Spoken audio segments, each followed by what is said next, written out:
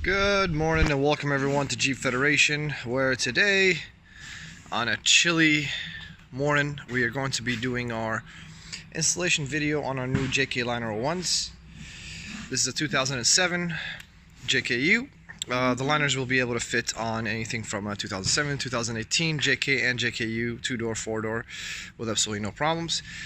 So the liner is going to be aluminum and we have them sitting right here. It'll basically come with everything that you need to install for the most part. It will utilize two of the original bolts for these two right here. We will provide you hardware, which looks just like this, to put these two pieces together.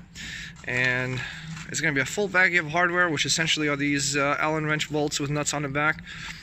You'll have an excess of hardware, so no worries on that. We just like to provide excess hardware just in case something's missing.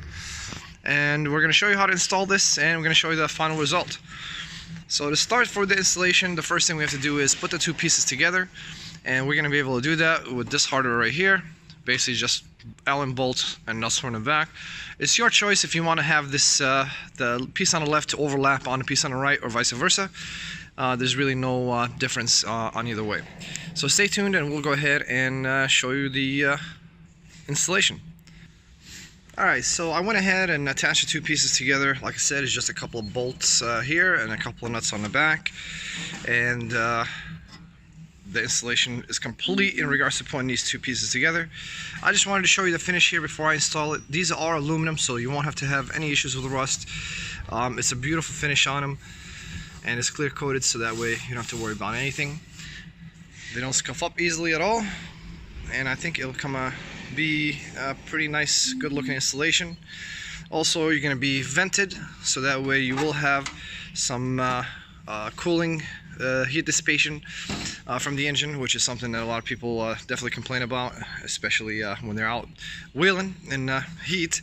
So if you stay tuned now, we're going to go ahead and start with the installation here.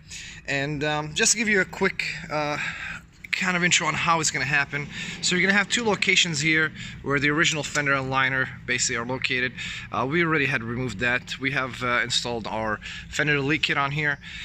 So if you do need to know how to install or remove the original stuff, please look at some of our other videos. We've already kind of done this before. So these two locations are the only factory locations that we're going to use, and these are the factory bolts. So these are 10 millimeters, so we're gonna reuse those. And then you're gonna have two other locations where you're gonna utilize the hardware. One of them is right here. The other one is right here.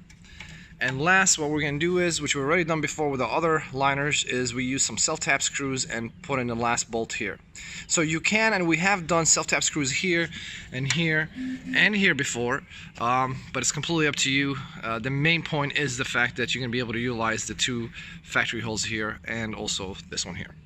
So stay tuned and we'll get this started. Alright, so we have our installation complete. I'm gonna give you guys a couple of hints and directions on that.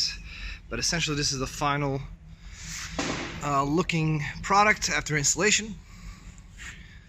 It's a great fitment, and just looks really nice, especially on the black.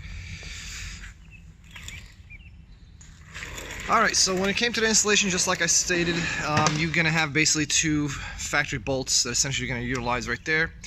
What I noticed is that it's much easier to install with self-tap screws, 1/4 inch. They will hold on much better. So you're going to have one here which goes into the original OEM hole, one here which basically we made as a new hole, and also one here which also utilized the original hole. And that basically held the liner in place really nice. And what's nice about them is you can actually take them off really easily and reuse the self-taps in case you need access basically to the engine bay from this location. Thanks for watching, and if you need any kind of information or instructions, just please tag us. Thank you.